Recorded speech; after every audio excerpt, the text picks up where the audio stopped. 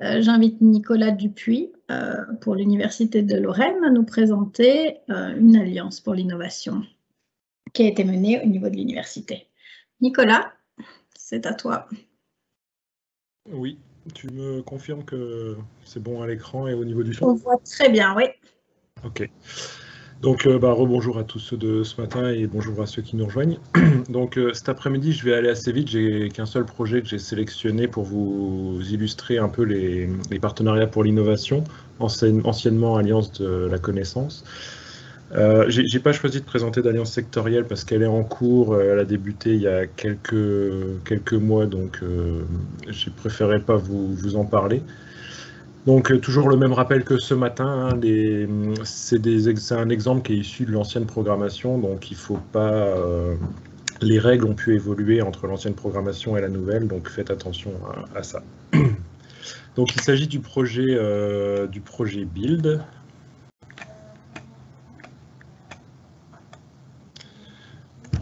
Voilà, pardon.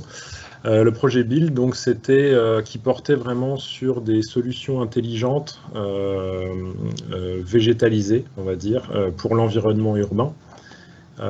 C'était un projet assez intéressant qui associait vraiment des notions architecture à des notions de bioéconomie et de choses comme ça. Donc,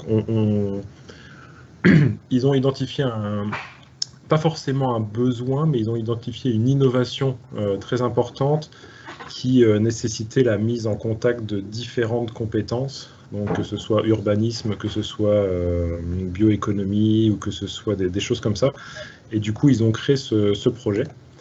Donc, c'est le consortium, on a 8 partenaires qui sont... le coordinateur est espagnol, nous on était partenaires dans ce projet-là.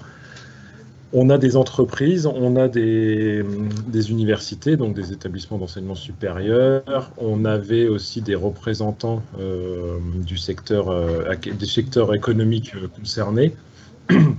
On a eu un projet qui a duré 3 ans avec un budget à peu près d'1 million d'euros, ce qui est le budget maximum quasiment qu'on demande aux alliances pour l'innovation. Donc, qu'est-ce qu'ils ont comme objectif, eux, le projet-là? Donc, c'était vraiment combler les lacunes du secteur des biotechnologies appliquées à l'architecture intelligente, à la conception. Je dirais même plus, ça je l'ai tiré du projet directement, mais c'était même plus inventer de nouvelles compétences ou mixer des compétences pour obtenir un profil d'étudiants ou de professionnels du secteur, vraiment qui puissent associer les différentes compétences nécessaires à ce type de conception. Ils ont aussi comme objectif de mettre sur le marché des solutions nouvelles, intelligentes pour les villes. Alors pour ça, ils ont travaillé sur associer la recherche, l'éducation, avec des laboratoires et puis des formations qu'ils ont fait, mais en lien avec les entreprises aussi concernées dans le projet. Ils ont aussi beaucoup travaillé sur l'entrepreneuriat avec les étudiants et les entreprises pour justement promouvoir l'entrepreneuriat et puis ouvrir le champ des possibles pour les étudiants vers les startups, la reprise d'entreprise ou des choses comme ça. Et du coup, l'idée, c'était surtout, le cœur, c'était surtout d'offrir un programme de formation pour les étudiants, les enseignants et aussi les chercheurs et les personnes dans les entreprises. Et puis, voilà, il leur donnait en plus, j'ai rajouté en fournissant les compétences entrepreneuriales, ça, c'était un plus. Du coup, ça s'est concrétisé avec un programme de formation d'1 an au niveau master, où tous les étudiants se déplaçaient dans les différentes universités pour suivre le programme de formation, où on associait justement ces compétences en biotechnologie et ces compétences en architecture. Ils ont organisé des ateliers et puis des programmes de formation intensifs qui étaient plutôt destinés soit aux salariés, soit aux enseignants, avec beaucoup d'études de cas, vraiment des choses très, très concrètes. Et ils ont mis aussi en place un programme qu'ils ont appelé accélérateur, où dedans on avait toutes les notions d'incubation, développement de start-up pour aider les étudiants à appréhender cela, mais pas que les étudiants, les salariés aussi. Vraiment parce qu'on était sur un domaine en plein boom, en pleine émergence, et il y avait vraiment des opportunités à saisir. Les sujets abordés, je l'ai déjà dit, tout le long du projet, ils ont abordé, mixé l'architecture, les biotechnologies, mais ils ont aussi abordé les compétences liées à tout ce qui est business, marché, ainsi de suite, et l'entrepreneuriat, qui était aussi un morceau très important.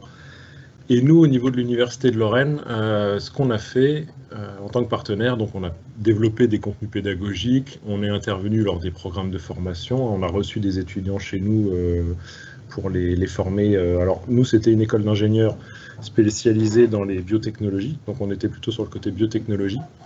Et on a aussi participé à l'organisation des workshops et des programmes intensifs dédiés. Et à l'entrepreneuriat, alors aussi l'entrepreneuriat qui est fortement développé à l'Université de Lorraine. Je vous ai mis le lien pour le site du projet où vous pourrez retrouver plus d'informations sur ce que j'ai donné, mais peut-être des exemples aussi de constructions intéressantes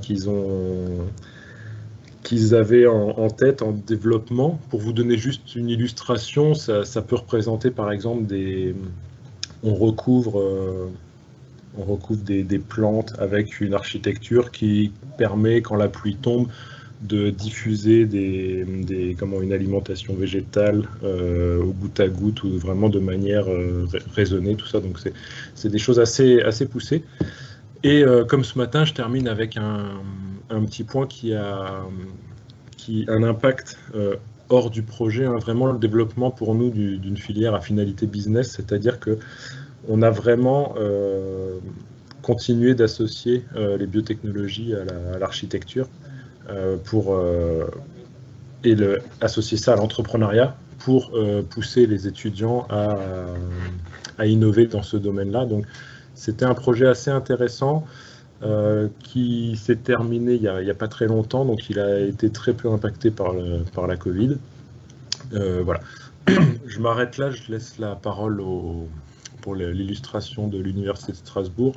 Sachez quand même que c'est des projets qui sont beaucoup plus costauds que les projets qu'on a présentés ce matin en termes de mobilisation, d'intervenants, de budget, qui demandent un peu plus d'investissement. Donc voilà. Merci à tous. Merci Nicolas.